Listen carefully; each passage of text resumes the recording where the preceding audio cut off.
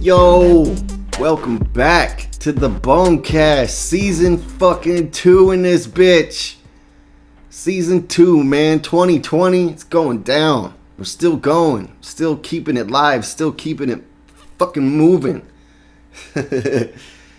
Fucking incredible show for y'all today, and we're getting right into it. We're talking to the legendary writer, comic book writer, super homie, Dirk Manning. He's in the fucking house. We got him on the line coming up. We're talking Astronomicon, movies, music, TV, as usual. So, like I said, fucking season 2, episode 1. Technically it's episode 20. So that's what it'll be, titled as on all the platforms. Speaking of platforms, the Bonecast is going everywhere. Season 1 was an exclusive to YouTube, and now that season 1's over, I've added all the season 1 episodes to Apple Podcasts, Spotify, anywhere you can get podcasts, listen to podcasts, the Bonecast is there. All of season 1 should be up, available right now, everywhere. But if you want to watch the video, you go to YouTube, youtube.com/BonezDubb.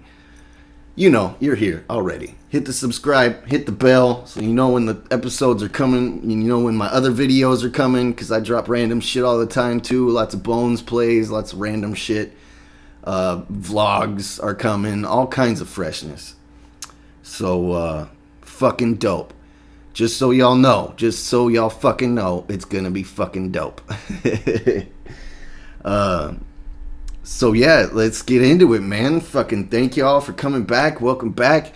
Big fucking show tonight. Shout out to the sponsors.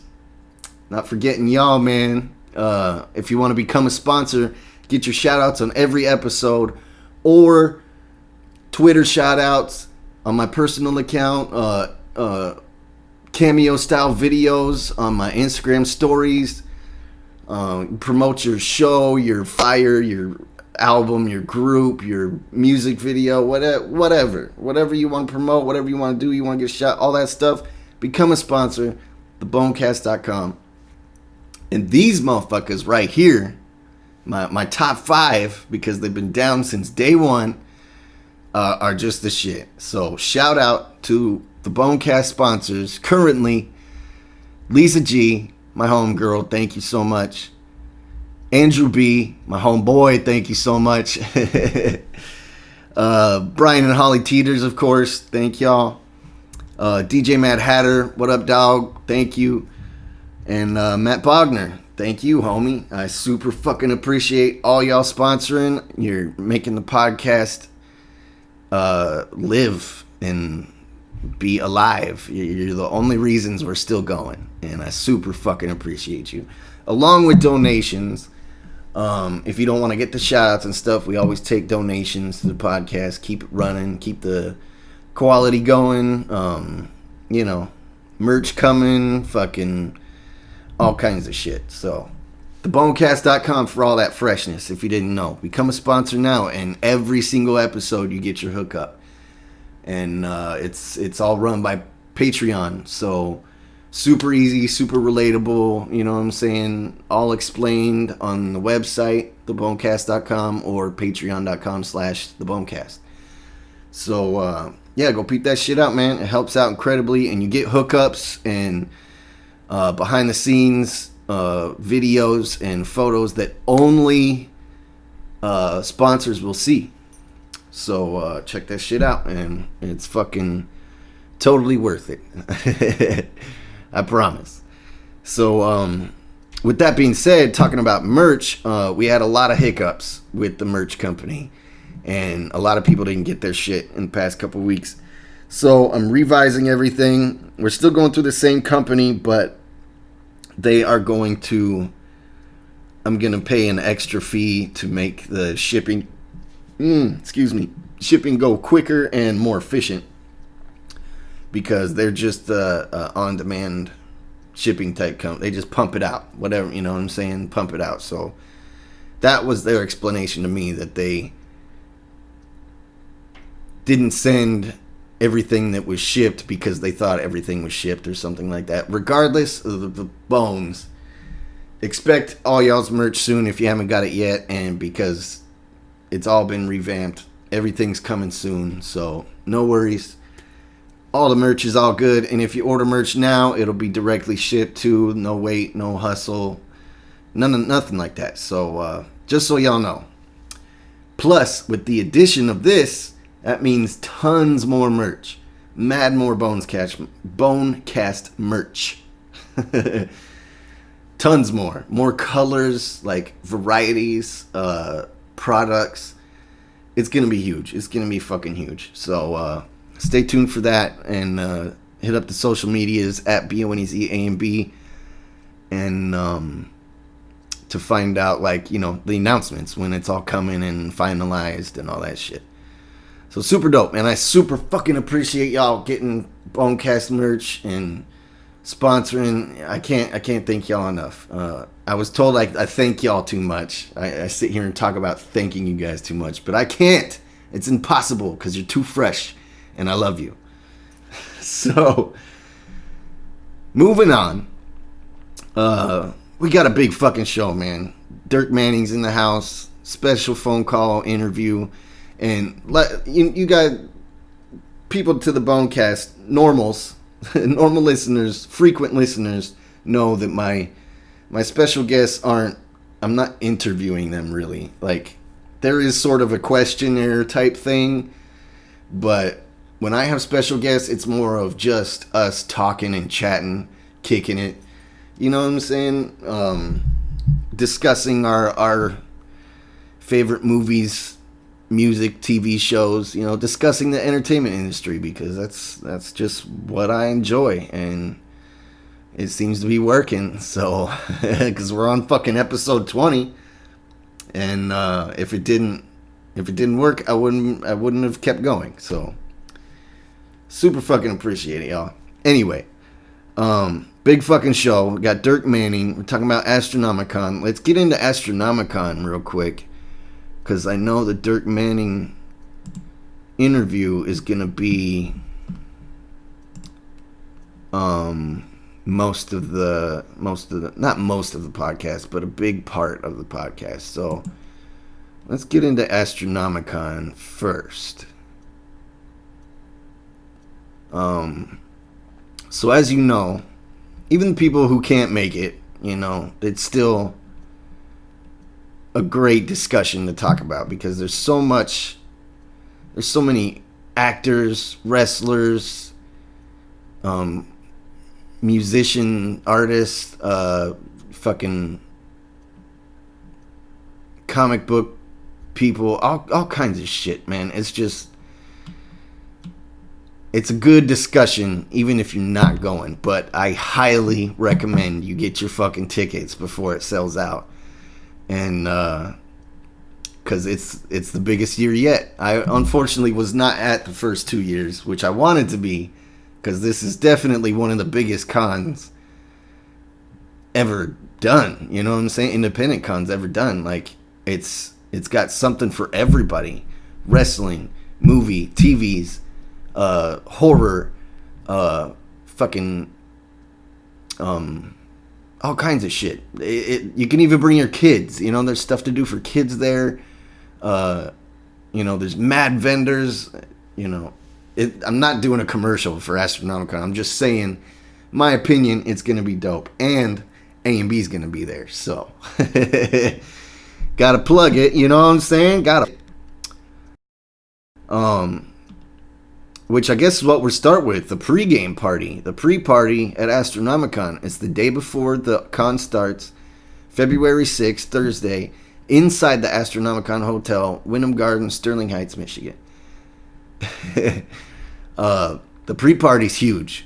There's a big M&E mashup performance with AXE, ROC, A&B, Blaze, and Twisted's hosting.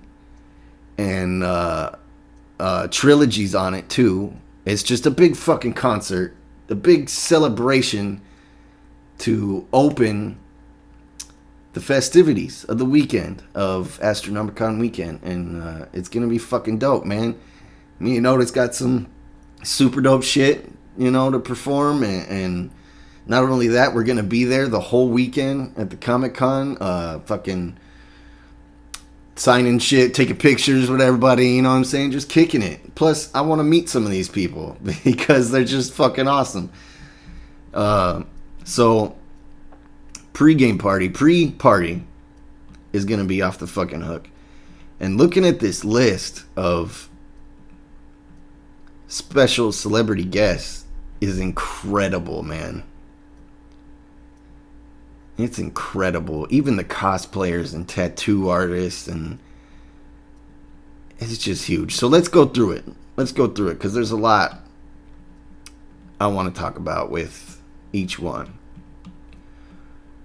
So obviously not headline, but one of the biggest names is WWE superstar Alexa Bliss.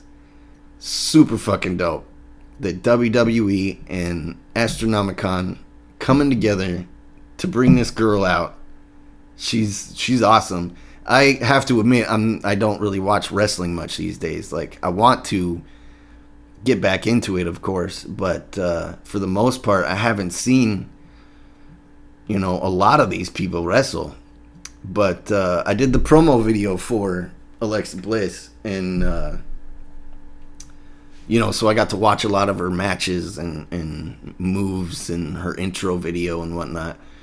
So, and she's awesome. She looks dope. She looks like a WWE superstar, you know what I'm saying? And I guess since we're on, it's not really in order. So I guess since we're on the wrestling tip, not only Alexa Bliss is going to be there, which is super awesome, but one of my all-time favorite female wrestlers is also going to be there. Lita. Amy Dumas from AKA Lita from WWE and the Hardy Boys and all that shit. She's going to be there. That's fucking awesome, man. I'm desperately trying to meet her. At least take a picture with her because she's fucking dope. I was a huge fan of her. And, oh man, Brutus the Barber Beefcake's gonna be there. Talk about old school, he was one of my favorites from the old school days too, since before the fucking Monday Night Wars, you know what I'm saying? Like, that's super dope. I want to talk to him about some of the Hogan shit, some of the announcer things like JR, all kinds of shit. It's gonna be crazy. And the Boogeyman, also WWE. It's so crazy. Astronomicon got all these super big fucking wrestlers. I know the Boogeyman's been there before, so that's dope. He's an alumni, I guess, as you would say. So that's fucking awesome. And is that all the wrestlers? Either way, that's gonna be fucking dope, man. And I'm sure they'll all be hooked up, dressed all fresh, you know what I'm saying? Like, it's going to be awesome, man. I'm going to get an A and B t-shirt to everybody I can. And hopefully they rep it. Oh, a Bonecast shirt for everybody I meet. Oh, that'd be dope. So, also, one of the biggest names on there, the co-creator of Teenage Mutant Ninja Turtles. One of my all-time favorite cartoons as a kid, comic books as a kid, actually, and movies. I liked all the movies, just everything. Ninja Turtles are my shit, for real. Kevin Eastman, the co-creator of Teenage Mutant Ninja Turtles, man. He's only there, it says Saturday and Sunday only, and VIP packages are the only way to get to him, guaranteed. Because him and Alexa Bliss are going to have lines, for sure. But, everybody's going to have lines. But, get your VIPs. If you want to guarantee meeting these people and getting your pictures, I don't know the whole gist on pictures and autographs on every artist, but I will say, if you want to meet them, make sure to get your VIPs on there. Fucking Kevin Eastman, that's going to be the shit to meet him, man. They're having a Clerks 25-year reunion. 25th anniversary of Clerks. And not only is Clerks a dope fucking movie, but the whole Askew-niverse, I can't remember what it's actually called, but the whole Kevin Smith universe, all his movies, all his shit he does is fucking awesome. I'm a huge fan. And I'm a huge fan of these two, man. Fucking Randall and Dante, yo. Brian O'Halloran and Jeff Anderson. They will be at Astronomicon celebrating the 25th anniversary of Clerks, and it's super fucking dope. Can't wait to meet these two. Definitely had my fucking stomach hurting from laughing at all their movies.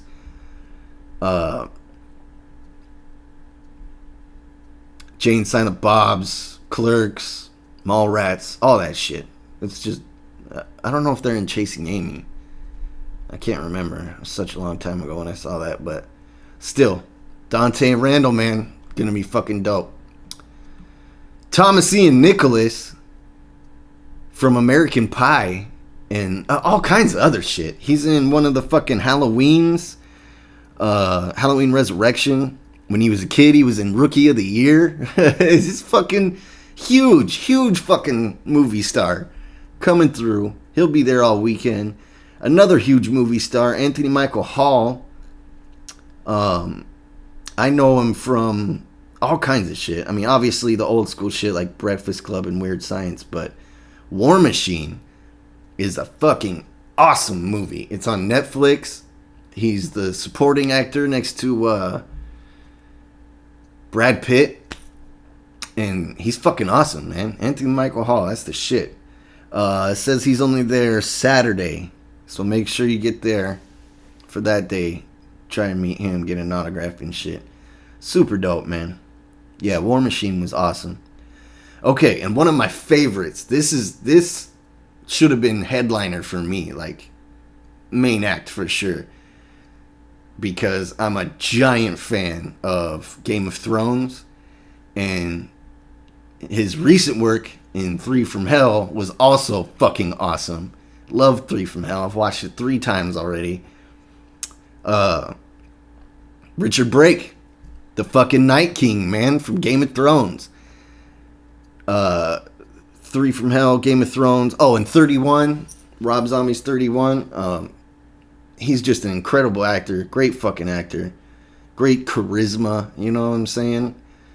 And the Night King was my favorite quote-unquote villain of Game of Thrones. And it's just fucking awesome. I just can't believe I'm actually going to get a chance to meet this guy. You know what I'm saying? Shake his hand, take a picture. Super fucking dope. I'm geeking about that one. Also geeking about Bill Moseley, who is also an Astronomicon alumni fucking legend. Bill fucking Moseley, man. Chop Top from all the Texas Chainsaw Massacres. House of a Thousand Corpses, fucking 3 from Hell, Devil's Rejects, the Twisted video. He's just in everything. And he's fucking awesome. And I know most people have already met him, but this will be my first time. So, super fucking great. I'm going to meet this legendary fucking horror icon. And from what Twisted tells me, he's a fucking awesome person and just one of the homies, you know what I'm saying? Definitely a magic ninja. That's for sure. It's just dope to say, you know what I'm saying? That Bill fucking Moseley, man. I remember seeing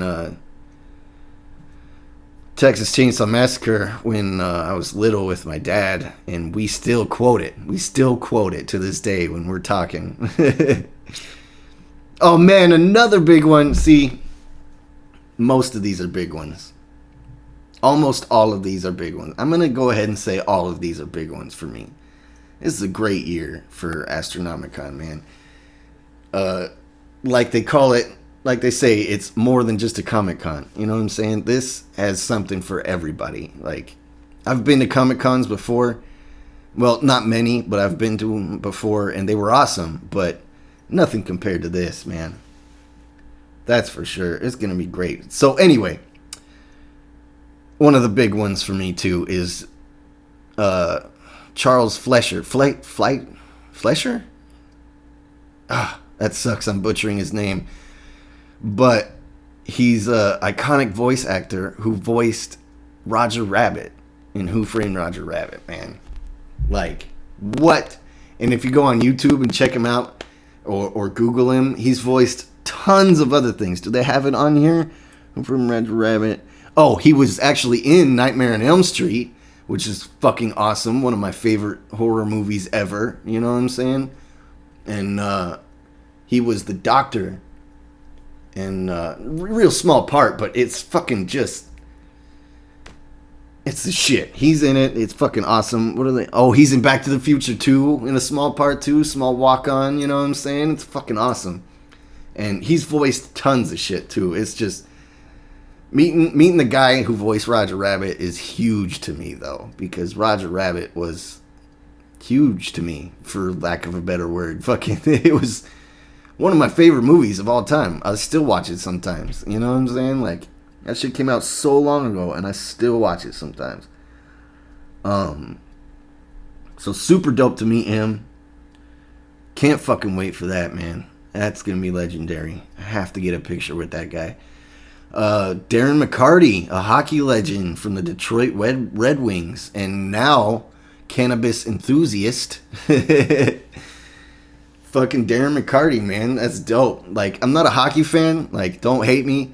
I used to be when I was a kid. My aunt took me to the first ever Colorado Avalanche game in Denver, and when the Avalanche first came to Denver, you know, and first started the team, and you know, Patrick Waugh and what's his other name, the captain? I can't remember. Maybe Patrick Waugh was the captain. Anyway, in that game they played Detroit. And that's the first time I heard about Darren McCarty, which is crazy, you know what I'm saying? Actually, it might not have been that game, because I went to a couple Avalanche games. But the first time I heard Darren McCarty's name was at a Colorado Avalanche game when I lived back there. And he's the shit. I did his video, too. And so I got to watch a bunch of clips and Google him and research him and see what he's all about. And he's fucking awesome. He does his own podcast, and like I said, he's a cannabis enthusiast, you know what I'm saying? I'm not sure if he's got his own strains or what, but fucking awesome. 4-time Stanley Cup champion, man. He's obviously a legend, and can't wait to meet him. That's the shit, for real. And Mr. Astronomicon, as they call him, Ming Chen from AMC's Comic Book Man. That's fucking awesome, too. Also, another tied into the whole Kevin Smith thing. And I haven't met him yet either. And I fucking look forward to it, man. I watched Comic Book Man a lot.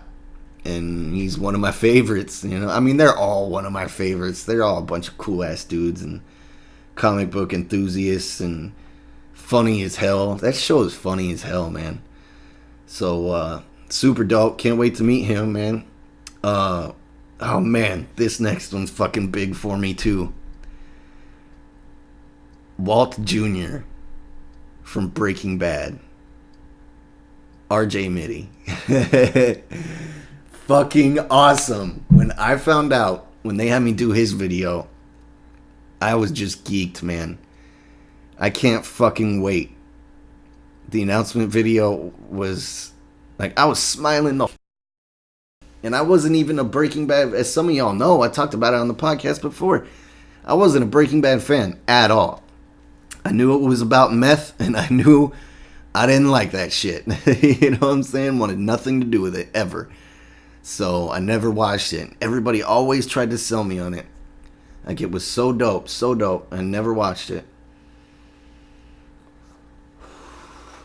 And then just last year, which sounds like a long time ago, but I mean, like, you know, October, I guess, maybe earlier, I started watching it and couldn't fucking stop. Watched the whole thing. Then I watched Better Call Saul, watched the whole thing of that, which is the spinoff with my favorite character, actually, is Saul Goodman.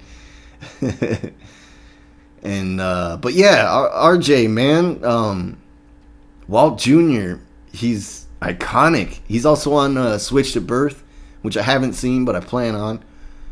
And he's just a great actor, man. You know what I'm saying? And schooled every scene he was in Breaking Bad and was just believable.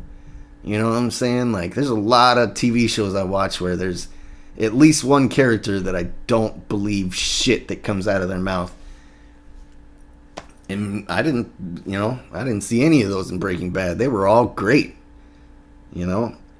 And the fucking Kingpin, what's his fucking name, is in The Mandalorian. So that was dope, you know what I'm saying? But anyway, RJ and Mitty, man, it's gonna be dope. Walt Jr. from Breaking Bad. Can't fucking wait. David Howard Thornton, Art the Clown from Terrifier. Super fucking dope. I honestly haven't seen Terrifier yet, but I plan on watching it, you know, to get fully understand what I'm going, you know, what I'm seeing. And the creator and director, Damien Leone. So that's fucking dope, man. You got the creator and director and Art the Clown all in the same spot. Super fucking dope. Speaking of horror, CJ Graham, who was Jason Voorhees in part 6, I think. And, yeah, Friday the 13th, part 6. Jason Lives. Yep. Super fucking dope. That was a great Jason movie, you know. They're all great to me, but that was a great one. Walter Fallan, who is House of a Thousand Corpses, fucking Dr. Satan. Which you couldn't really tell from the Dr. Satan hookup because, you know, you couldn't really tell who it was, you know what I'm saying, actor-wise. But you will get to meet him at Astronomicon. I don't even know if he's been to any other cons, but Dr. fucking Satan, man. He's going to be there. House of a Thousand Corpses is one of my favorite movies ever, too. It's a great one. James Jude Courtney, who is currently Michael Myers. And all the Halloweens, the current ones from, I don't know, actually. But he's definitely Michael in the latest release, and Halloween Ends and Halloween Kills, according to the internet. So that's fucking awesome. Gonna get to meet fucking Jason and Michael Myers at this bitch, and Dr. Satan, and Chop Top, and Otis, aka Otis, and who? It's just horror people like and Richard Brake, fucking Tom Atkins from, which one was it? Halloween 3, and countless other movies. He's in a ton of shit. Just Google him, Tom Atkins. So much shit he's in. Super awesome actor. Can't wait to meet him. And Alex Vincent, fucking Andy from Child's Play. That's gonna be fucking awesome too, man. I can't wait to meet that guy.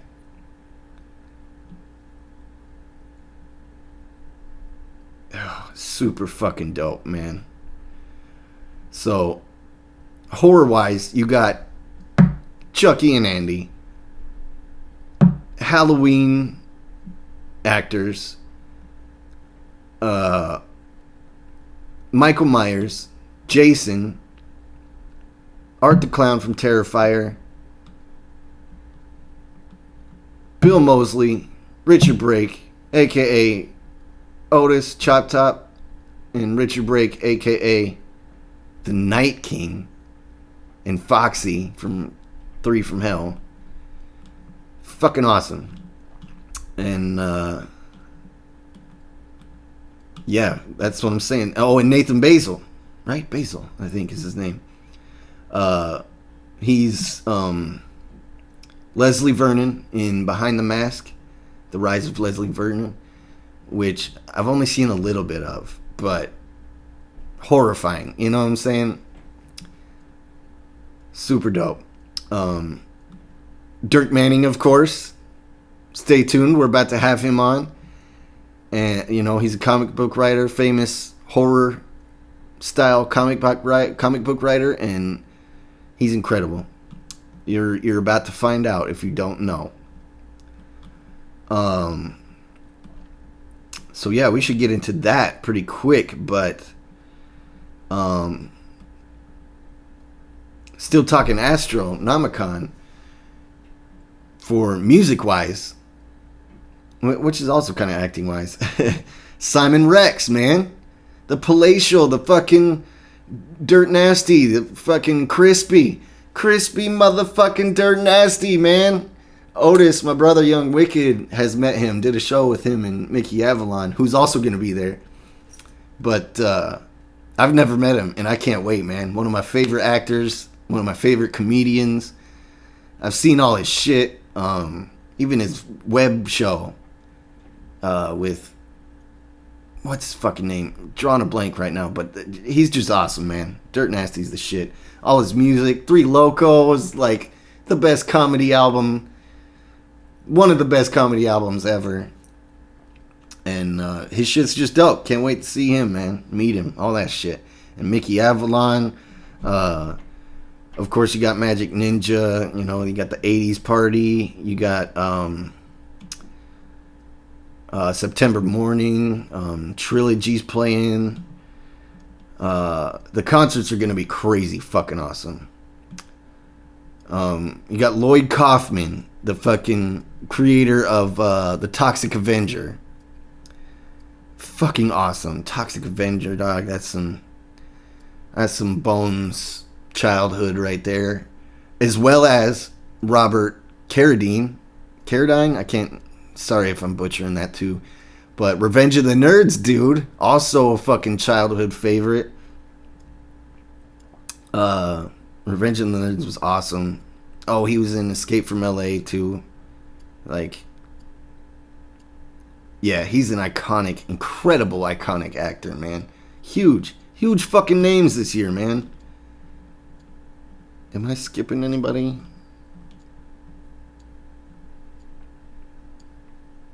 I don't think so. But real quick, you know, there's all kinds of fucking people, man. It's gonna be a huge year. Real quick, there's Rob Miller, a special effects artist from Face Off Season 8. Nora Hewitt, sorry if I'm butchering that too. Also a special effects artist. Winner of the Face Off Season 9. Damn, I didn't even know that. That's going to be fucking dope to meet them. The super dope Get Dead crew. Shout out to y'all. Horror effects specialist Megan Grant of the Get Dead crew will be there, as usual. I think she's been there every year. It's fucking awesome. She's done the makeup for Sid Haig, fucking, you know, countless people. It's fucking awesome. Gonna have to introduce myself to her for sure, and her whole crew. And obviously Twisted, A&B, AXE, Blaze, ROC.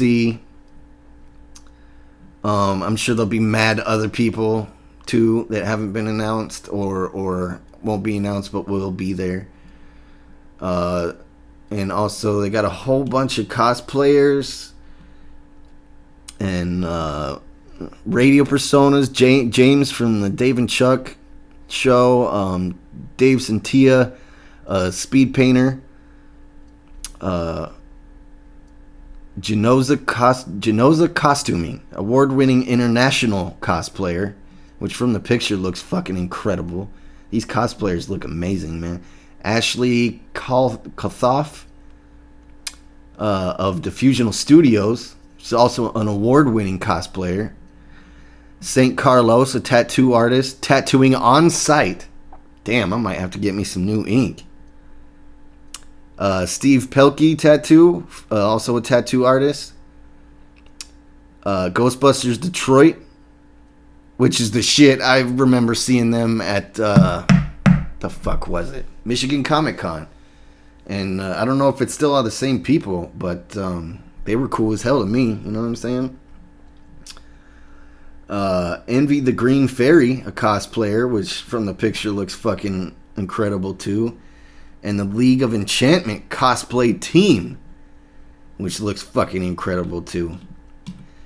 So, Astronomicon, y'all, it's gonna be fucking amazing. There's VIPs. I'm not gonna go through everything because we got to get to this Dirk Manning interview. But VIP, go to the website. You'll find out everything you need to know. There's VIP tickets. There's events. I believe the hotel's sold out, but they also, I just saw on Twitter today that Astronomicon is trying to hook up people who don't have rooms yet with the other hotel. So hit them up. Obviously, if you haven't seen the post, go to the Astronomicon Facebook page, excuse me, or Twitter, or Instagram to find out all that info. Jesus, I got the hiccups. Fuck.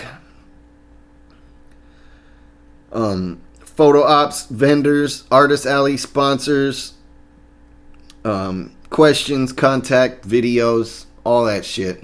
Go to astronomicon.com or even the YouTube page, which I believe is youtube.com/astronomicon. Let me just double check that real quick. Yep, youtube.com/astronomicon.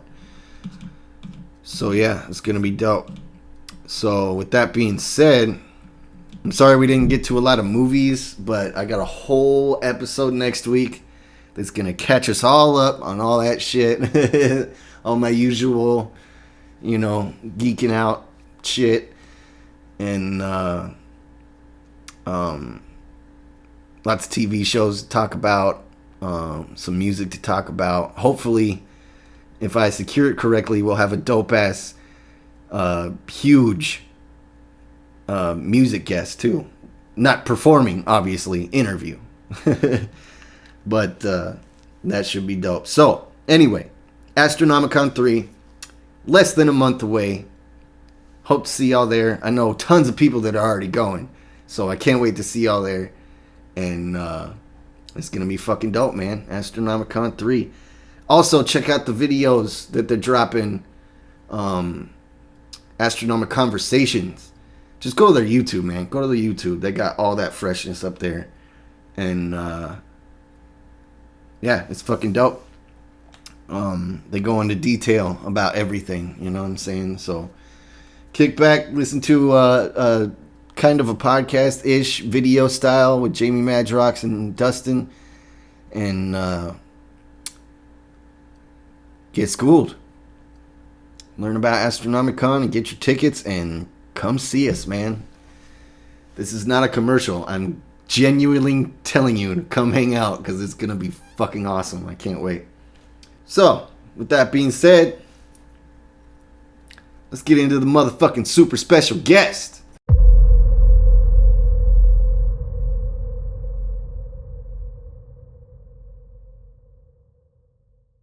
All right, we're here with one of the legends in the comic book genre, my good homie, writer of many comics, and such as Twisted Haunted High-ons, The Tale of Mr. Ree, Hope, and many, many more. Super legend in the game, my friend. Welcome to the Bonecast, Dirk Manning. What's up, dog? Oh, thank you, brother. It's good to talk to you. You put me over so much, I thought you were going to have someone else on with me for a minute. Thank you. Straight up. Yeah, you deserve it, man. You're a legend in the game. I'm a huge fan, and it's just dope to have you on the podcast, man. Thanks for coming on. No, thank you, brother. It's funny, I realized I did a big cleaning of my home office, you know, over the holidays and things like that, and I found the flyer that I kept from the first convention I ever attended as a professional. Oh, no and, shit. 15 years in the game of doing conventions and closing in on 20 as a professional comic book writer. So I guess, there's still always people that people who discover me, will discover me through this podcast for the first time. But I guess after 15 years, I'll take maybe like minor legend, I guess. I can sit with that. Yeah, shit. 15, 20 years, I consider that legend for sure. Definitely one of the OGs when it comes to like online comics and stuff like that. But no, man, thank you, appreciate it. I'm glad we're getting to chat. We've been talking about doing this for a while, man. So thank you. Yeah, for real. Yeah, thank you, man. Yeah, I've always wanted to get you on. You're definitely one of the highlights of the special guests, that's for sure. But speaking of conventions, you say you've been doing them for 15 years? 15 years. My first convention was back in 2005. Man, that's so dope. It's been a minute, and I think like anybody, I started doing like 1 or 2 shows a year, and now the last several years I've capped out about between 20 to close to 30 appearances a year. Damn, for real? I didn't even know it was that much. That's awesome, man. well, it's like touring, It's like being in a band, except for instead I do I'm at comic conventions and signings and stuff like that. Right. Yeah, but it's like life on the road, and we're living in a time where as a comic fan, we've really, I think, penetrated the mainstream. There's a lot of conventions out there. There's a lot of places that want to have me out. Yeah, definitely. I go now pretty much coast to coast, north to south, from Michigan to Florida to New York to Washington State to San Diego, so make hay while the sun is shining, right, brother? Yeah, that's super dope. Yeah, for real. Yeah, the scene really has exploded in the past couple years too. Like, I mean, myself, I haven't been to many conventions. I've been to like a couple of the Michigan Comic Cons and one in Denver when I was little. Well, not too little. It was like 10 years ago. But and then this will be my first year at Astronomicon, so that's super dope. But I've never been to any of the big ones. You've done like SDCC and NYCC and stuff like that, right? Yeah, totally. In fact, it's funny. We actually, I actually got worked with Twisted, so we got Twisted out to New York Comic Con and San Diego Comic Con. So, it's cool. And, even like Michigan, Michigan has a ton of great conventions as well. Whether you're talking about like, Motor City over by Novi, Grand Rapids Comic Con's a monster. You got Cherry Capital Comic Con up in Traverse City. Yeah. I mean, it's a great time to be a fan of comics. It's a great time to appreciate this media, or to, great time to start checking it out and go to Artist Alley and see what's out there. Yeah, it's so fresh. It's like a concert, you know what I'm saying, that you can hang out at all day long, you know what I'm saying, and meet the artists, and it's super dope. One of my favorite events ever is Comic Cons for sure. I just got to start going to more. You're always hustling too, but it's interesting that you bring up the concert things. I tell people this all the time, that comic books are one of the only comic cons, it's one of the only types of events, and comic books is one of the only forms of entertainment where if you really dig what someone did, so like you're really a fan of like say Nightmare World by me or On and High-ons or something I've written. Yeah. Comic Cons is one of the only places, one of the only types of events. You buy a ticket to get in, you go walk in, maybe you stand in line for a minute or whatever. You can go right up and just talk to the people that make your favorite stuff. Yeah, for real. That's what's so awesome. And like buy personalized stuff from them and all kinds of freshness. And most people aren't jamming you up on that. I mean, you got guys that'll maybe charge for an autograph or something. There's some guys I think charge way too much, but people like me, it's like, man, if you bought my stuff, I'll sign anything, man. We'll hang out a minute, take a picture, just chat, and it's nice to connect with people. It's nice to geek out, because we're all fans. Yeah, for real, exactly. We're all fans of the same shit. We're all homies, same without even knowing it. It's awesome. And then you look at like Astronomicon, which is crazy because it's kind of like half Comic-Con, half horror con, half music con, and half pop culture con. You know, it's like, I'm not very good at math. It's 4 halves, but right. Astro's just third year in, man, and it's blowing up. People are just figuring out what the deal is. So that's why I'm glad you're going to be there this year. Yeah, that's what I'm saying. Yeah, we're talking a lot about Astronomicon through the whole podcast, since I'm kind of promoting it now with us being there and you know, the documentary coming out and, you know, just all the celebrities. It's going to be dope for sure. Yeah, I'm super excited. You know, I'm obviously, with me writing Haunted High-ons, I've been there every year, so it's my 3rd year there. Yeah. And it's just, again, another great Michigan show. Genuinely one of my favorite conventions, because even though I'll do like 25 or so a year, there is legitimately not another con like Astronomicon. Yeah, that's what I'm saying. It's just so fresh. A little something for everybody, you know? Yeah. You know, like last year they had like D. Snyder was there, which is incredible. Right, like holy shit. Yeah, right. That's crazy. You know, it's just, you know, Mike and everybody, you know, and George and you know, Jamie and Paul, everybody involved, they just do such a nice job on this show. It just, I'm honored to be part of it. You know, this is a show I would attend, you know, even if I wasn't a guest of the show, this is a show I would go to. Yeah, that's what I was telling everybody. You know, just meet people and hang out, just enjoy the vibe of the show. That's what I was telling everybody. They kept asking me if A&B was being booked, and I'm like, I don't know, but if not, I'm still going. Like this year, right.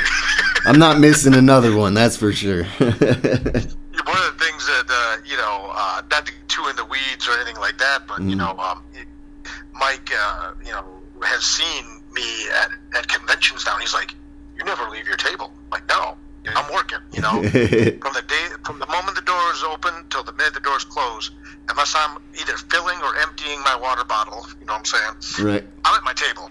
That's it, man. I don't go stop and get lunch, nothing. I'll, like, you know, maybe eat something real quick at the table, you know, but I'm there. And so he told me, he's like, man, look, you got to tell me this year who you want to see so I can walk you over. You can go be a fan for a second and then come back to your table. I'm like, I know, but I don't like to leave it. He goes, but I know you do, and you don't leave, and then you get bummed out that you didn't go talk to someone. And I'm like, yeah, you're right. So, right. But, yeah, this show's just going to be, again, I mean, I'm really planning out, like, okay, if I could take 5 minutes just to go talk my boy Kane Hodder for a minute or whatever, go do this, you know, real quick, and then come right back, you know, so. Yeah, straight up. I'm stoked. Yeah, there's a couple of people I'm definitely going to have them sneak me over to go say what's up to, at least get a picture or something, you know? Yeah. You know, just even a chance, just, you know, and again, as a creator, I mean, I appreciate this. Just as a chance to go over and tell someone, hey, you know, the work you did had a real profound impact on me. I really like it. Right. You know, and stuff like that, you know, it's cool. It's cool to hear that, you know. I did a book called Right or Wrong, A Writer's Guide to Creating Comics. Yeah, straight up. It's about, you know, to help people that want to write, make comics. And I'll tell you what, man, I mean, I'm not too much of a gangster or whatever to say it. Every time people come up and tell, like, I've had so many times people come up and, like, give me a book that they made, said, I made this book after Right or Wrong. Oh, that's dope. I made this comic after I talked to you, and I mean, it chokes me up every time, you know. It's crazy, it's cool, and it's an honor to help people. So yeah, that's an awesome. Some people care, maybe some don't, you know. But get a chance to, like, talk to Kane Hodder and be like, hey man, you really just the way you act and stuff like that, the way you play Jason Voorhees was just really iconic and really cool and really frightening, you know. Right, hell yeah. Maybe they care, maybe they don't, but it's nice to have that moment and, like you said, maybe snap a little selfie or something like that. Yeah, exactly. Yeah, commemorate the moment, man, for real. Yeah, it's fucking, and that's what a best place to do it, because if you see these people, like, on the street and shit, it's not like you're going to run up and start hound dogging them or something, you know what I'm saying? But seeing them at the con going to say what's up, that's awesome. I was at a restaurant a little while back, and, you know, eating and stuff like that. And when I was leaving, they had, like, one of those guys that sets up, like, the game shows or whatever. It was like a tavern. Yeah. And he's like, see you later, Dirk Manning. And I looked back because I was like, it came with a loudspeaker. He's like, I knew it. He goes, everyone said when I was eating that Dirk Manning, he's a comic book writer, really cool guy, blah blah blah.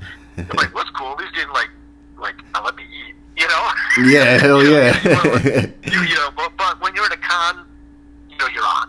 You know, is what I say. You're at a con, you're on. getting that chance to meet people, interact, and at the after party and stuff too. I mean, Astronomicon's after parties are pretty legendary at this point.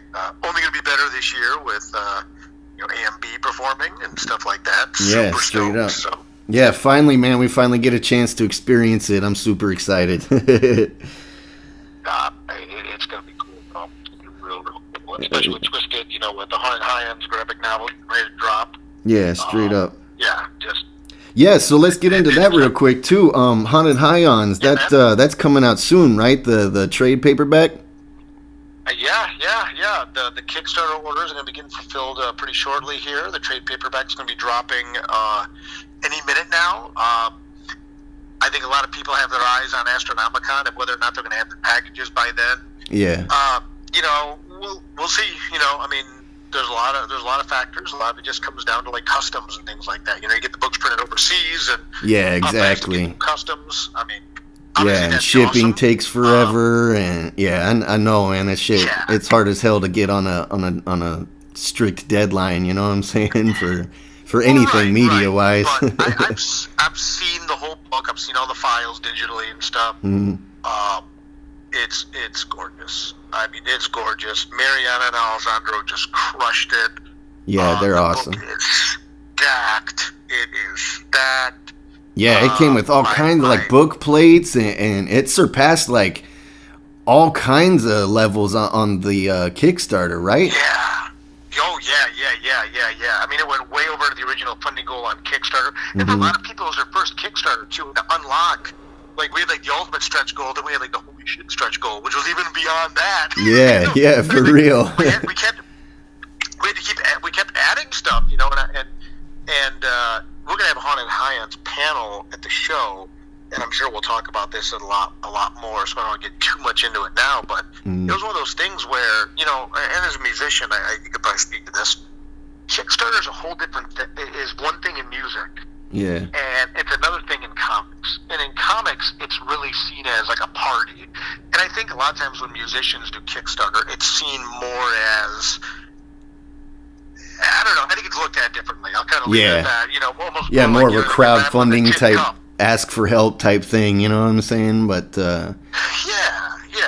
And with a comic book, it's different. It's more like we can offer you an exclusive version of the book with all kinds of swag.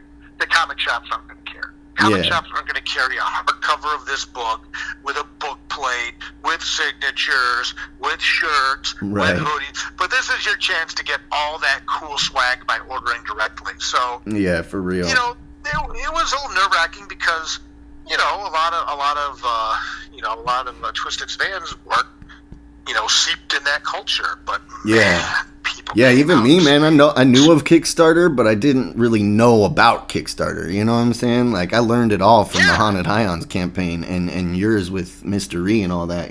So even me, I was still new at it, but it seems like a fucking great idea. It's fun, and when you do it right, that's it. You get to offer people, perks and things like that they wouldn't get otherwise. When I was talking to Jamie and Paul and George and all that, we were having these discussions way back when. It's funny, when I originally said Kickstarter, like, I go, it's not what you think. I said, look, guys, I've made over, I think I'm closed in on like $300,000 total in Kickstarter sales alone. And I'm like, I know what I'm doing. Now, mind you, I'm not talking to you right now with $300,000. Right. I don't got some Michigan roll in my pocket of like 300 G or something like that. Right. But I've sold that much in books through Kickstarter by offering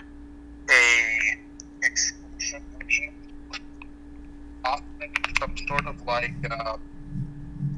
bonuses or things like that you can't get otherwise. It's like you got a 30-day window. If you want the hardcover version of Haunted High-ons, if you didn't get it in that 30-day window, good luck. Yeah, that's it. I'll have one on eBay someday. Yeah, you're going to be paying 10 times the price on eBay for it. Right. And even with the Haunted High-ons comic, we saw that stuff. I went to Las Vegas in May and got up there and told the comic book retailers, I said, this book is gonna blow up. Yeah. This book is, the fans of the band will want this book, and it's a good book. It's not a vanity project. It's not something that Twisted using to stroke their egos. Right. Sure Yeah, enough. it's not a special. It's its own thing. You know what I'm saying? Super fucking awesome. Yeah, and people can read Haunted High-ons and not know anything about Twisted and read it and enjoy it. Yeah, exactly. Yeah, if you're not even a fan of Twisted, you still enjoy it. Yeah, for real. Yeah, you get more out of it, a little bit, I guess, but... Yeah, the sure enough, storyline's there's fucking people that- awesome. Like, it catches you, after the first issue. Well, for me, at least, after the first issue, I was like, yep, I have to have every issue from now on. You know what I'm saying? I hope. Yeah, good. I hope you got them all, because like people blow me up trying to get like issue number 3 or something like that, and I'm like, good luck. I mean, Right. I'm basically, I'm opening. I'm opening the floodgates of Astronomicon. I'm going to bring whatever from my personal stash that I have that I'm going to keep a copy or two for myself. Yeah. But I know there's fans out there that want that stuff, and it's like, man, come see me early. I'm going to have some like CG seed copies of the book that are signed by me and Jamie and Paul. I'm going to have some of the back issues. I'm going to have some of the variants. That's super dope. And that's for it. real. That's it. Come see me quick, man, because when that stuff's gone, that's it. Yeah, then it's gone forever, It's for like, real. literally, I'm emptying out my supply. Like Emily and I, we were like trading copies. Like, okay, you got some number 3s? Yeah, I got some of this. Like, we made the book, and we were having to help each other get copies. Right, for real. So, That's how fucking popular it was, man. That shit sold out quick, too, it did. It was nuts, and I'm just glad people responded. Yeah, for real. And again, at the Haunted High-ons panel at Astronomicon, I'm just going to encourage people to show up because, we might have a trick or two up our sleeve for people that want to show up. At the I was gonna panel, say I don't so want. I was gonna say I don't want to spoil anything or release too much information, but definitely, if you're going to Astronomicon, y'all, make sure you fucking hit up the Haunted High-ons panel because they got some surprises. Trust me, you will want to be in that room for that panel. Fuck That's all yeah, I'm gonna say. you know I will be for sure. Good. Yeah, good. You'll be real happy because man, word's gonna get out real quick after the fact. It's like, oh man, should have been on the panel, bro. Yeah, for real. That's This is super a fair dope. warning. Hell yeah. So will you have all your other stuff with you too? Mystery and Hope and all that? Yeah, totally. I'll have a full setup at the table. I'll have all 4 volumes of Tales of Mystery. Dope. First 4 volumes of that. I might even have the trade paperback of Hope. If not, I'll have the single issues. I'll have all the variants too. We did 1 variant cover per issue. Dope. Each one was limited to 100 copies. We kind of scattered them throughout the United States. I'll have a couple copies of those variants there. I'll have copies of Nightmare World Omnibus. I'll have Right or Wrong. Yeah, man, I'll have everything. Love Stories to Die For. Hell yeah. And while it's there, it's there. And when it's gone, it's gone. Hell yeah, man. That's super fucking dope. I can't wait. Yeah, I've read Mystery, all the stuff you sent me, and I keep seeing your promotions for Hope. I haven't checked it out yet, but I want to. It looks awesome. We'll have to get you squared up at the convention. Yeah, for sure. At Astronomicon. Hope is funny. It's a book about a mom that moonlights as a superhero. Yeah. And when people who know my work, I'm mainly a horror guy. Right. I'm a horror dude through and through. So when people see this book about like a woman superhero, they're like, "What?" Right. And then, Like, this is from book, Dirk? Kaylin Smith. Yeah, right. And then Kaylin Smith, who illustrated it, she's known for doing like a fantasy western series called Plume. And they're like, "What? Wait. You're with Kaylin Smith, and you guys are doing a superhero book about her mom." And I tell people this straight out, and this is no BS. I mean, this is legit. This is a shoot. Hope is the scariest book on my table. Oh, for real? By a mile. But it's not a horror book. It's not a horror book. Right. But in 5 pages, man, that book does something that no one expects, and it just grabs people by the throat and doesn't let them go. Oh, that's awesome, man. Sounds like my kind of shit. Yeah. Well, and I tell people when they read it, they're like, "Oh my god, blah blah blah." Like I couldn't, dude, whoa, And Right. I tell everybody, I say, don't forget who wrote it. Yeah, for real. Don't forget to write this that book is on brand for me, but it's cool. Yeah, and I'll have some adventures of. I actually have an all-ages book I wrote, too, an all-ages horror book called The Adventures of Cthulhu Jr. Yeah, I saw that, too. And Dastardly Dirk, yeah, straight up. I saw the promo for that, too. That looks awesome. yeah. We're taking that to Kickstarter. That'll be my next Kickstarter book here towards the end of February. And same thing, we're going to offer, like, a hardcover edition of the book. They get on Kickstarter. And, so we're actually going to have a call tonight to sort out the final details on, like, the bonus swag you can get. We got some cool options to run with, so. Hell yeah, man. That's super fucking exciting. I'm geeked, man. I can't wait. Well, thank you. No, I know you're a fan, but when you tell me that you like stuff like mystery and stuff, that means a lot to me. Because mystery, especially, like Tales of Mystery, he's my guy. If I had to write one book till its natural ending, Tales of Mystery would be, no offense to Hope, no offense to anything else I do, but, man, Tales of Mystery is my jam. I think that horror noir. Yeah, that one was dope, man. When I was reading it, when I was reading it, it kind of reminded me of Constantine almost, but not really Constantine, but like, you know what I'm saying, that type of thing with the main characters, this super hardcore dude who went through a bunch of shit. You know what I'm saying? It's just awesome. Right. Well, and it's funny because like I grew up reading Constantine, Hellblazer and stuff, and Constantine is a cool book. But to me, the big thing was you had a book like Hellblazer, and there's a million books out there about guys who fight monsters. There's turn left, right, sideways, or everywhere. Right. Yeah. But the thing that always bugged me, and the thing I want to do with Mystery was, what would life really be like if you were that guy? Yeah, for real. Like Constantine and stuff, y'all got swagger. They fight monsters, and then they go home and have dinner and go sleep with some hot wife or something. Right. And it's like, to me, it's like, how would you function in society? Yeah, it'd be totally different. Monsters.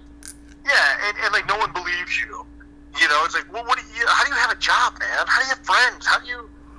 One reader one time came up to me and said that Tales of Mystery was the best book about post-traumatic stress disorder he ever read. Yeah, for real. Wow. Yeah, PTSD for sure. That's exactly what it was. That's exactly it. Yeah, for real. Yeah, it was good though, man. Super awesome. Big plans with him. What'd you say? Well, thank you. I said I got big plans for Mystery. Oh yeah, I was gonna say, is there October? Yeah, is there stuff we can talk or something you can drop without spoiling anything? Like you got some any release dates or something like that? Yeah, we're doing we're going to do a Kickstarter in October. I got 3 Kickstarters lined up this year. We got Cthulhu Jr. in February. Yeah. I got the second volume of Right or Wrong in May. No, dope. And then in October, Mystery Volume 5.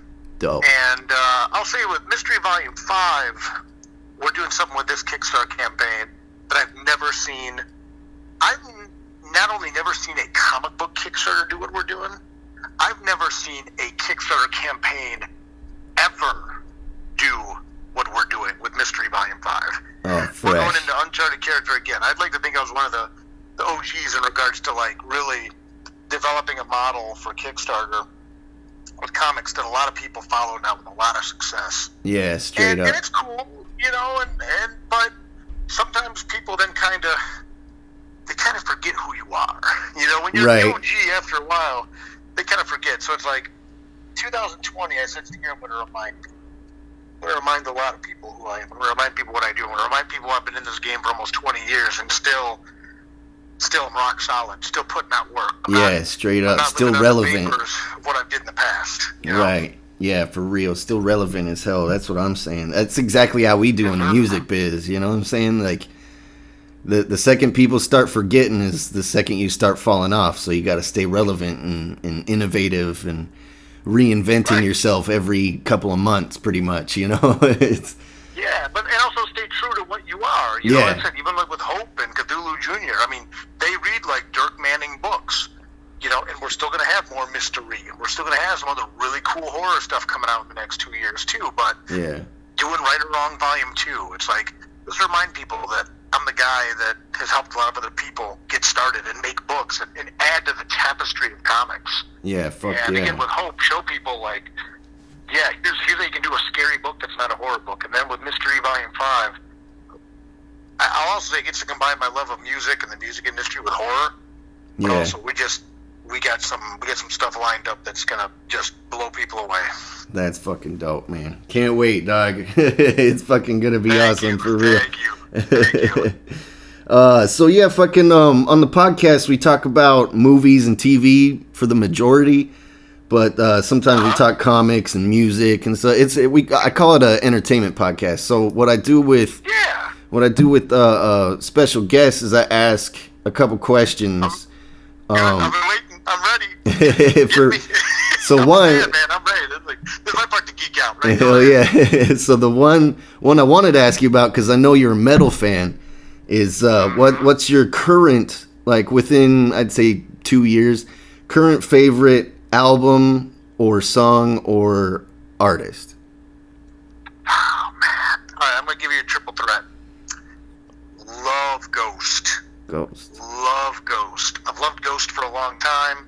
You know, Tobias Forge, I mean, he got kind of outed as Tobias under some unfortunate circumstances, but what he does with Ghost just rocks me. You know, I mean, I love Ghost top to bottom. I love everything about the band. I love the shtick. I love the mythology he's created. I love the sound. Like you're talking about that evolution, that re-evolution of his sound through these new characters. The new Tool album that dropped, I know a lot of people had mixed feelings on it. Yeah, straight up. Yeah, I saw a lot on Twitter, people hating here and there, and it's just like every album's not going to be the same, guys. Come on. Right, and a lot of people wanted Meaner to be screaming his guts out for another hour, but instead you just got a master class in music and in craftsmanship and a great album. Yeah. But that being said, if I had to put my chip down on who's the number one, all hail Slipknot. Slipknot, straight up. They just dropped a new one last year too, right? Right, and that's what I'm saying. That new album has put them in the pantheon. I mean, they're a band that started off, they kind of came out of new metal and stuff like that. I remember when Slipknot started. I was a music journalist for about a decade. Oh, no shit. And I was there when And I was there, when Slipknot came up, and kind of derivative of like the Mr. Bungle gimmick and stuff like that. And, then you had Mushroom Head popping up and all that. And people kind of downplayed Slipknot for a long time. Right. But I'll tell you, man, Corey Taylor, and I thought for a minute that, and I'm going to get a little bit deep here with the metal stuff, I thought for a minute that Machine Head was going to be in a place where they were really going to become that next legacy American metal band. Right, the next big. And he kind of got, Rob got in his own way, and, that last album came out, and it was, the whole band kind of dissolved and whatever. But in the meantime, you've had Slipknot chipping away, and climbing and going. And now you look back at their catalog of work, and you look back at the legacy of this band and what they do, and my God, I mean, if you love metal and you have kind of been writing off Slipknot, man, even if you don't buy it, go stream that last album. Yeah, straight up. Holy shit. Yeah. I haven't heard the whole thing, but it's what I have heard is fucking awesome, straight up. Oh my God. I mean, just a juggernaut of an album, a juggernaut of a band. And to me, that's like, and again, there's plenty of good metal out there, I mean, whether you look at stuff like a lot of people like Lamb of God. Yeah. I like OTEP a lot, for example. I mean, she's out there always repping really hard. But if I had to put my, chip down on who's the king of the mountain right now, I love Ghost. I think Ghost might get there, but they're such an eclectic band. I mean, it's kind of like I put them at second place right now, but just pound for pound, straight up kings of metal, Slipknot. Yeah, for sure. Down.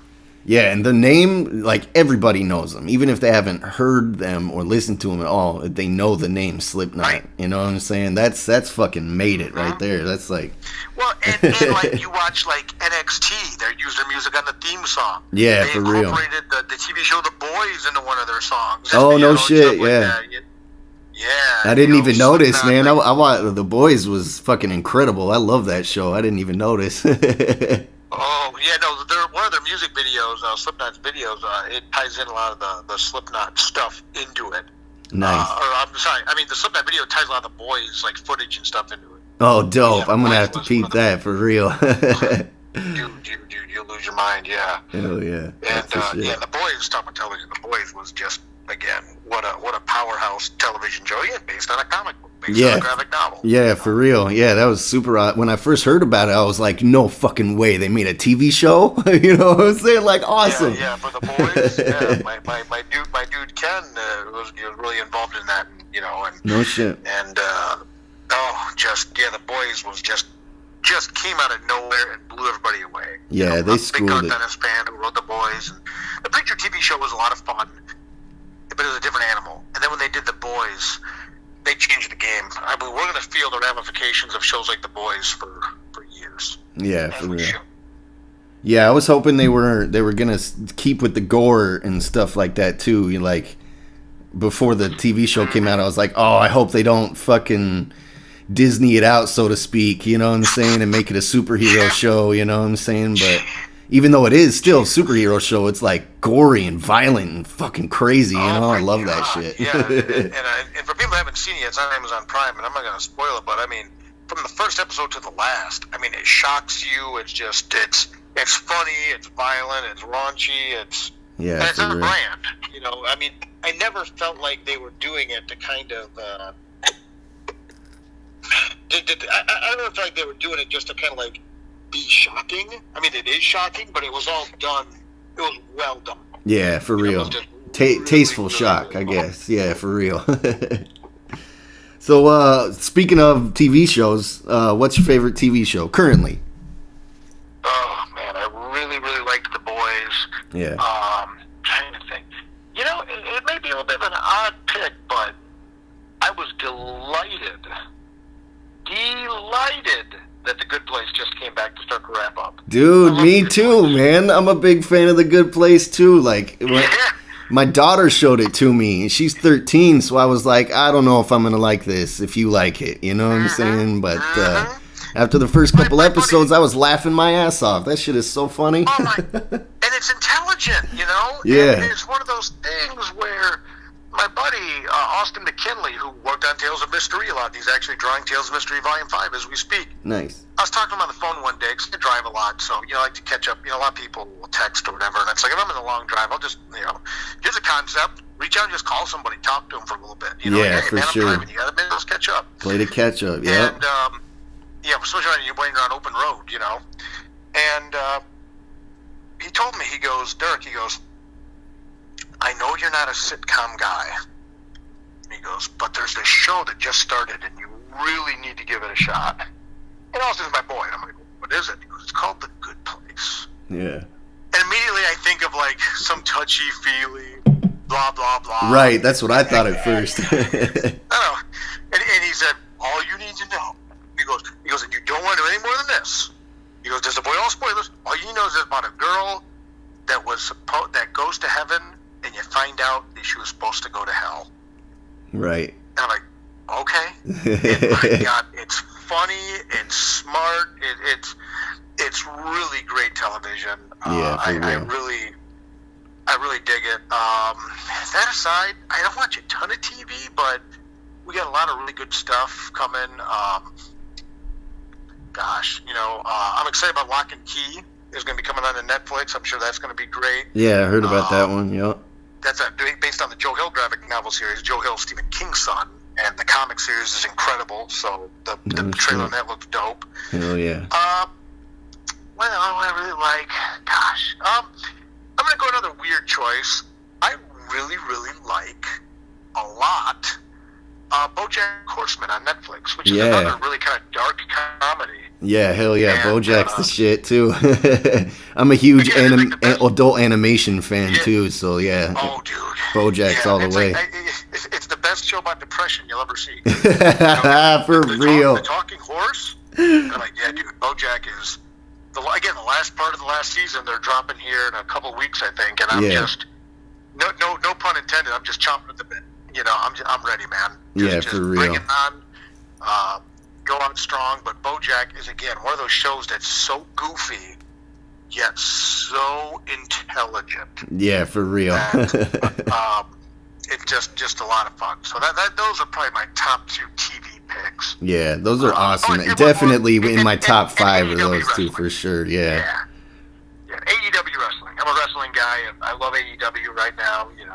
That new promotion has just been kicking ass. So. I still haven't checked it out. I feel like such an asshole for not watching it, but me and my brother were big fans of wrestling in the Attitude Era, the Monday Night Wars era, and kind of fell off after that. But honestly, we fell off after we got into the wrestling game. Like we started doing a couple matches here and there, and realizing the behind the scenes is not our scene. So we were like, I think we're done. You're right. Well, AEW is a good chance to jump in fresh. Yeah. It knows what it is, and it's fresh, and it's different. You got Cody and the Young Bucks, Kenny Omega. Yeah. They really know what they're doing. They're students of the game, and it's just a good, fresh, fun wrestling promotion with incredible athleticism. Yeah, that's super dope. Yeah, it looks super professional too. A lot of those guys are comic geeks too. Like they're the C2E2 in Chicago, probably my favorite big show in the country. C2E2 in Chicago. Yeah. They're doing AEW's new big pay-per-view, C2E2 weekend, and a bunch of the wrestlers are going to be at C2E2. Sweet. Because they're all comic geeks too. Yeah, it's incredible. That worked out for real. Yeah, they pulled a coup on that one, but yeah, a lot of those guys are comic fans, and like if you know what's up, you'll see them come out and they're like dressed up like comic characters, or like their color scheme. I'm like, dude, that's Mr. Sinister, right? For real. Coming out like Wolverine or whatever. Yeah, the wrestling gimmicks and comic characters definitely go hand in hand for sure. That's awesome. Yeah, totally. Hell yeah. So let's see. We talked about the comics. We talked about the conventions, Astronomicon. Oh, favorite movie currently, too. I forgot that question. Oh, dude. It doesn't have to be recent either. It could be like your all-time favorite or just something that you liked. That's even worse. Yeah, for real. It's a tough question, for real. Movie, yeah. I'd say, okay, I'll stick with a horror theme. Yeah. Anybody, and that's mainly my jam. Heredity, I think, is one of the scariest movies I've seen in my whole life. No shit. And I'm not a guy that scares. Have you seen Heredity? Or I have not seen it. I've heard about it. I've seen a ad for it somewhere, but I have not seen the movie. Get your ass on Amazon Prime. Oh, it's on Prime. Sweet. Yeah, I could load it up right after the podcast for sure. Yeah, Heredity scared me multiple times, and I'm not talking about like a jump scare. Yeah. I mean, like, crawling, like, on your couch, like, doing that thing where you're like, ooh! Yeah, straight up. Backpedaling yourself. And then he just did another movie called Midsummer, which I heard about Midsummer. Yes, one of the podcast listeners told me about it and said it's just super crazy. I haven't watched it yet, but I plan on it for sure. Oh, my God. It's so dark. I watched it in the theater. And, like, I went, like, some weird time. I was out of town somewhere, and I went, like, at some weird time to see this movie. I had some time to kill, like, an afternoon before a show or something. Yeah. And there was, like, one person in the theater with me, and they walked out halfway through because it gets so dark at parts. Midsummer's just a head trip, though, man. I mean, be clean when you're watching that movie. I mean, I don't partake, but I would be afraid for someone that was under the influence watching that movie. Right, I mean, straight up. I mean, it'll jam you up. I mean, legit. Like, that's not a dare. I mean, like, man, just it's messed up. So Midsummer was really good. We've been in a renaissance of good horror movies too. Yeah, a lot of people have been doing like best movies of the horror movies of the decade. Let the Right One In remains one of my all-time favorite films. Hell yeah. It's about a boy, 12-year-old boy, who becomes friends with this young girl who's a vampire, who's also 12. Oh, no shit. And there's an American remake called Let Me In. Don't bother with that. Watch the original Let the Right One In. It's subtitled in Swedish, I think it is. But Swedish. It's one of those movies that you watch. I watched it, and it constantly lives in the back of my brain. No shit. It's just there. It just embedded itself. That's awesome. And a real deep cut, but I was really happy to see this appear in a lot of the best horror movies of the decade lists. And I was like, it was so excited because I felt like I was like the only person who even knew this movie existed. So I started seeing it appear on these lists. I'm like, hell yeah. Mm-hmm. It's called Spring. Spring? And Spring, like the season. Yeah. And it's about a guy who goes on like a European getaway and meets this girl who is a monster. And it's very romantic, but very frightening, and it's like one of those movies, like, I just happened to, like, catch it because, like, a blog or something I was reading talked about, holy God, this movie's good. I liked it so much, I went out and bought it. You know, like, I, like, did, like, the Netflix thing where you get the disc because it wasn't streaming anywhere. You know? So, like, I did, like, the DVD on Netflix and then turned right around and bought the Blu-ray just so I could watch it again when I want. You know, because it's a powerful, I'm a romantic at heart. It's a very romantic movie, but also a very, very frightening movie and a very well done movie. And just a good fly under the radar flick that I think will, in fact, I've had a couple people since that movie come out say, and this was a huge compliment and also kind of like crazy, they're like, Spring read like a Dirk Manning book. Oh, fresh.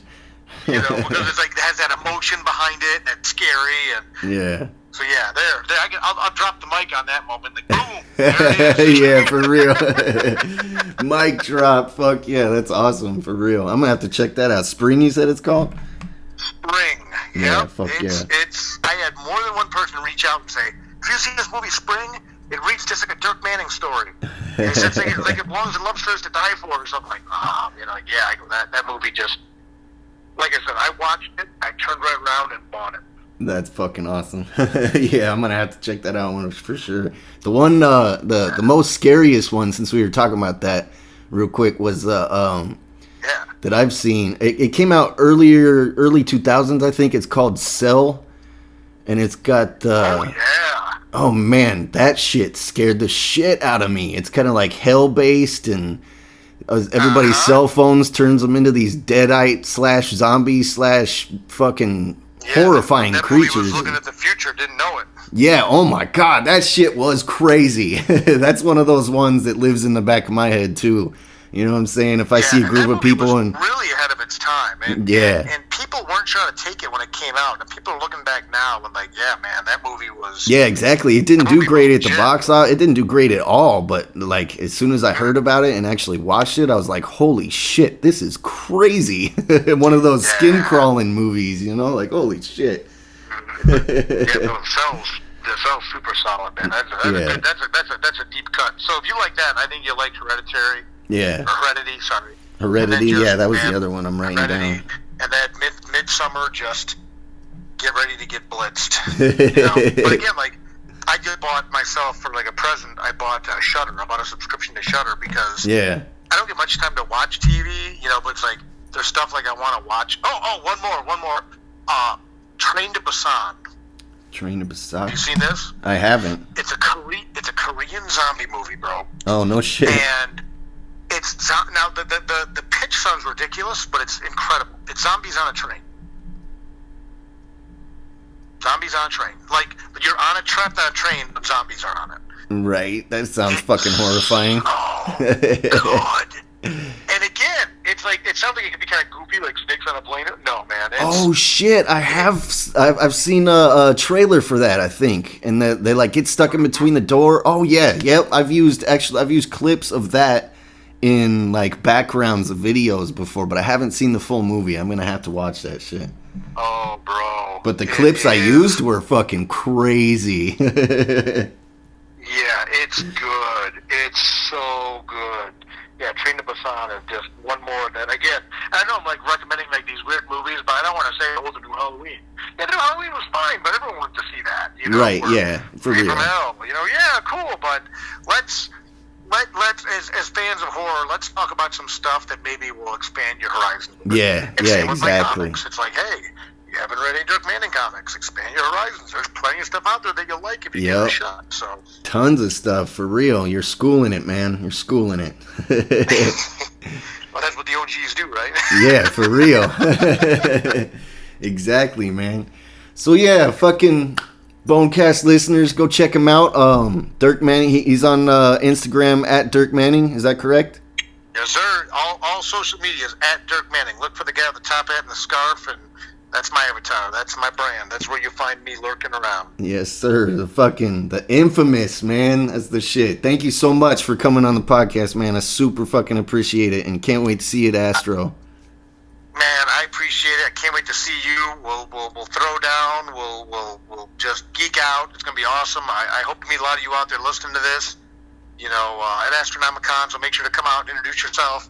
And same thing with everybody there. Yeah, just come say hi, man. We're all people. We're all fans. Come out and brother, thank you for having me on. I look forward to chatting again soon as some of this new stuff starts dropping. Yeah, straight up. Hell yeah, man. Anytime you got anything, just send it through. I'll promote it on the podcast too, for sure.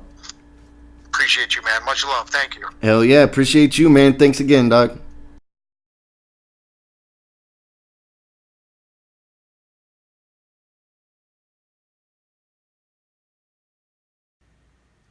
Dope. Super fresh fucking interview / hangout with my boy Dirk Manning. Legendary comic book writer. Super good homie. He's the shit. So thanks to him, man, and Source Point Press and Haunted High-ons and Twisted for bringing us all together to enjoy comics. Super dope comics. So yeah, thank you, Dirk Manning. Thank y'all for watching. I super fucking appreciate it. Don't forget, go check out thebonecast.com right now. Sponsor this whole new season. You know what I'm saying? You can sponsor one episode or all of them. All with, super cheap fucking deals and promotions and all that shit. Go become a sponsor at thebonecast.com. Donate, subscribe, hit the bell, like, comment, share. Spread it around, man. Spread it around. And I can't thank y'all enough for helping. Best shit ever, man. Best shit ever. Super fucking dope. Episode 1 of Season 2, a.k.a. Episode 20. I still don't know how I'm going to word it on the titles, but whatever. All you got to know is it's fresh. And stay tuned, because we got even fresher, just as fresh episode coming up next week. But y'all find out. Follow me on all social media at BONEZANB. Follow Dirk Manning on all social media at Dirk Manning. And Astronomicon at Astronomicon MI, I think, is the Instagram handle. But if you just search Astronomicon, you'll find it. And A&B merch at MNEstore.com and MNElimited.com, which, by the way, there's a bunch of new shit coming. And yeah, that's about it, man. Thank y'all for tuning in. And I'll see you next week. Much love from Bonez Dubb. Peace.